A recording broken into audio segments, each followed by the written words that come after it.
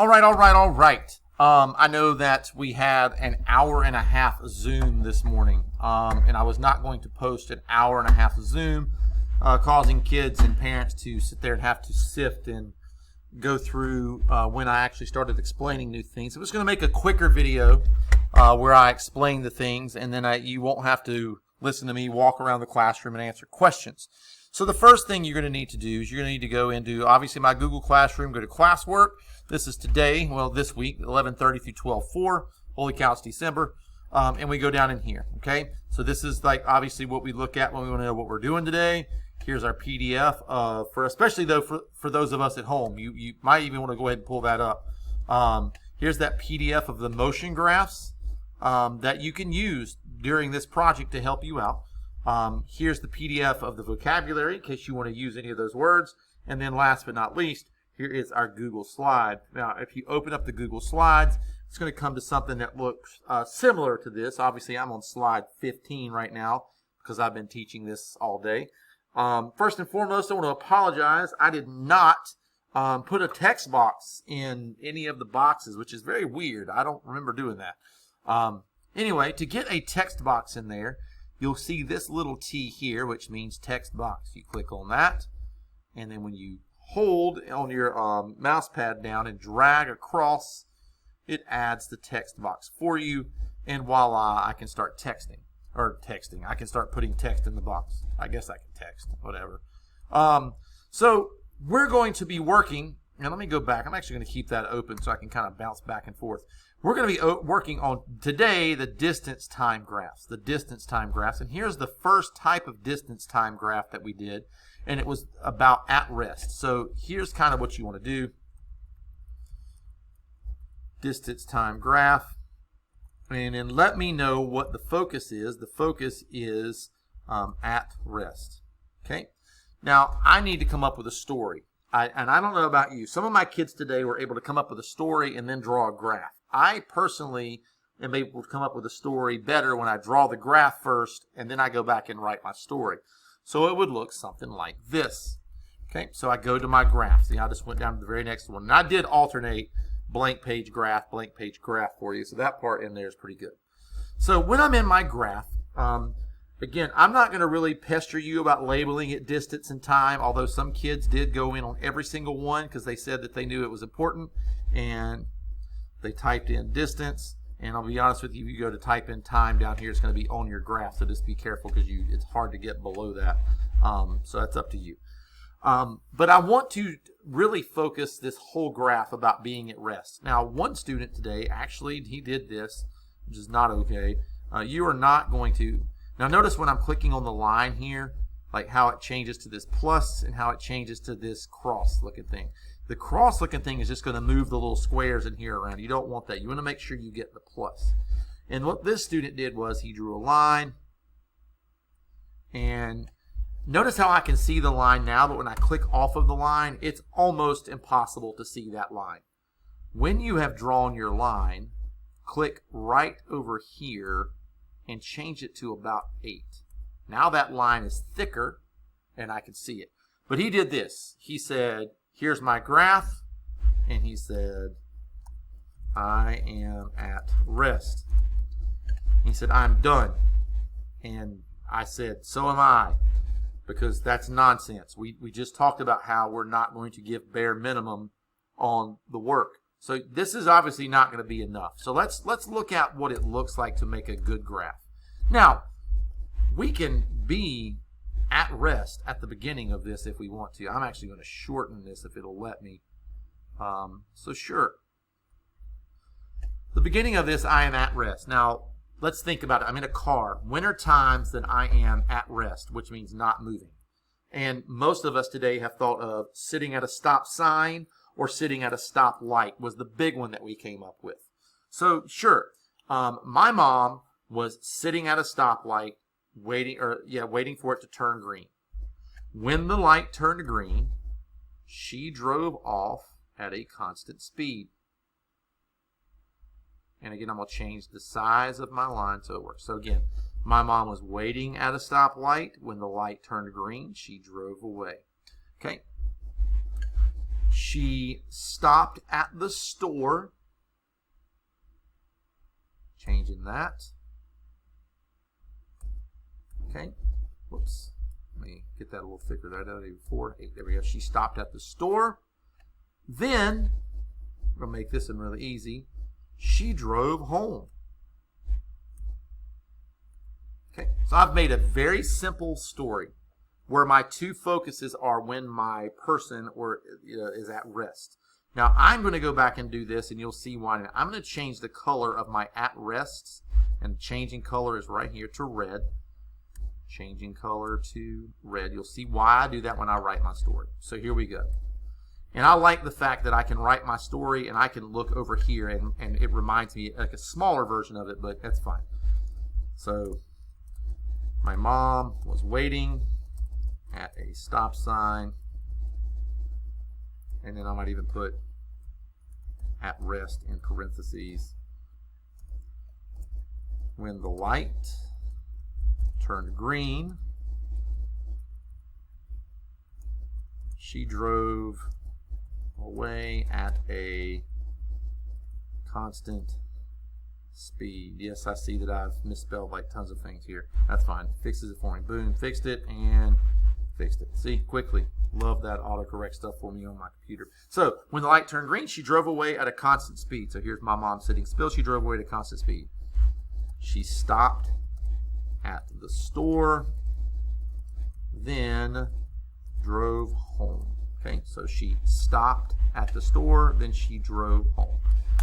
This is an important part, and a lot of people, it's weird. Mr. Bluns, do I have to put this in here? I'm honestly going to have to say yeah, because the whole purpose of me teaching this and talking about it is so that we don't continue to make these same mistakes over and over and over again. So what I would do is I'm going to change the color of my text to red and type in misconceptions. Okay, and what are the misconceptions on a distance time graph? If somebody saw this, they might think it was a speed time graph, and if it was a speed time graph, they might think that it is constant speed. So this is not constant speed. That dadgummit, is a speed time graph. The other thing, and honestly, we've done a great job with this class of not making this misconception. This is not a flat road.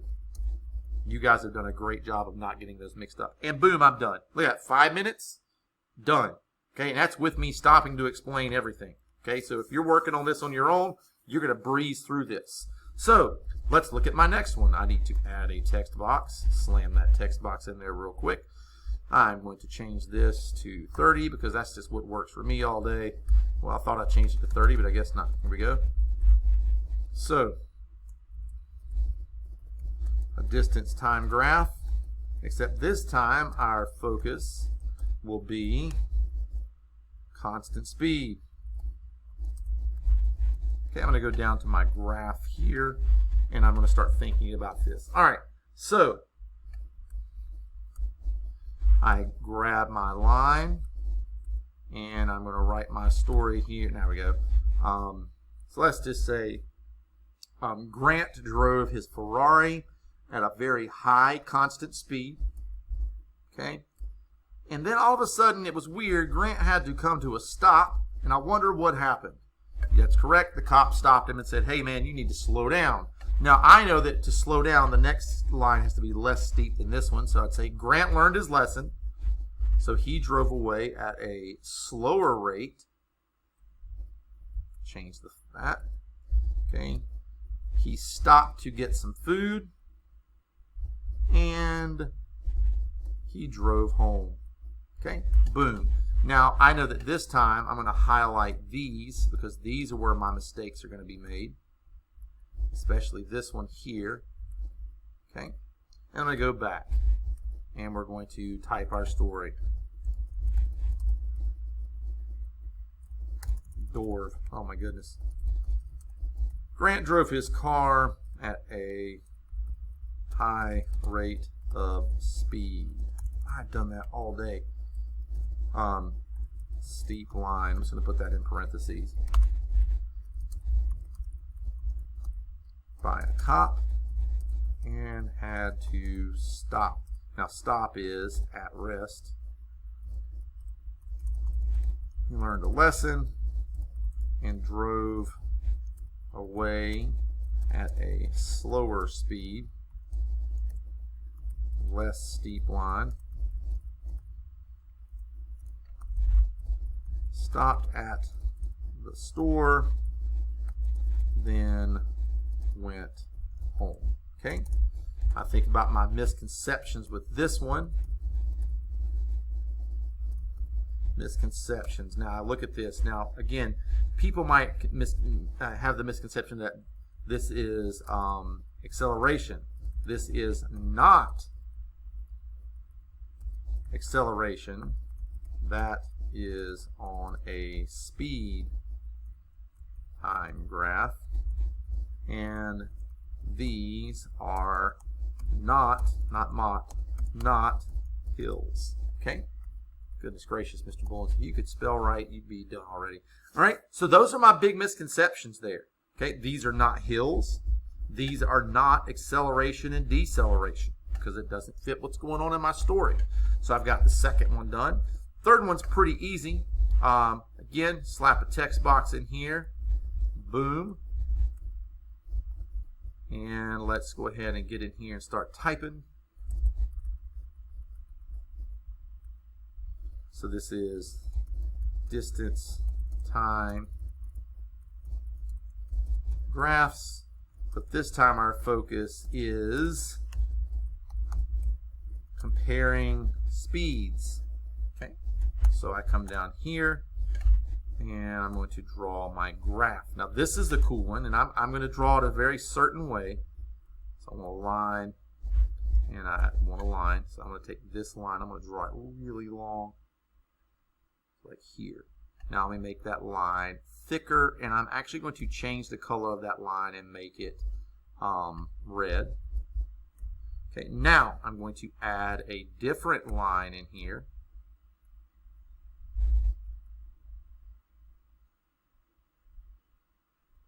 And I'm going to change the color of that to orange and the size to orange. And there I've basically got two lines. Okay, two lines. Now remember, this is comparing speed.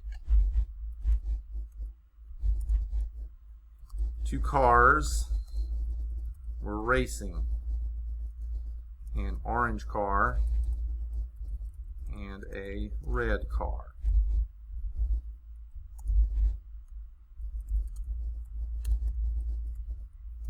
The orange core was faster because it has a steeper line. Now we can do the math behind that if we want to. Goodness gracious, my misspellings today are just awful. Grammarly is going to love me at the end of the day. The orange car was faster. The red car was slower. And we know that because of how steep the lines are. Okay, and that's pretty much it. Okay, because we remember, we know the easy way is to look at how steep the lines are. However, there are some misconceptions on here. Just because a line is longer does not always mean it is faster. Okay? So look at this. I can understand how someone might look at this and be like, oh yeah, the red line's the winner because it's longer. Okay, it's longer. That just means it took more time. This orange car went further in distance, and it did that in less time. If you compare where they are at this time on the graph, the orange car's way ahead. So it obviously would have won whatever race that was. Okay? These are not two different hills. Okay, they're not hills. And I've covered my misconceptions. Now I've knocked out the first three. And tomorrow we're going to be doing the speed time graphs, and they're going to be very similar. I will try to have that video uploaded for you. I might even do that one this evening instead of doing it tomorrow with the class and just have it up there for you. Anyways, I hope that works out well. If you have questions, send me an email or a dojo. Don't forget to smash the like button and subscribe. And I will talk to all of you later on. Bye-bye.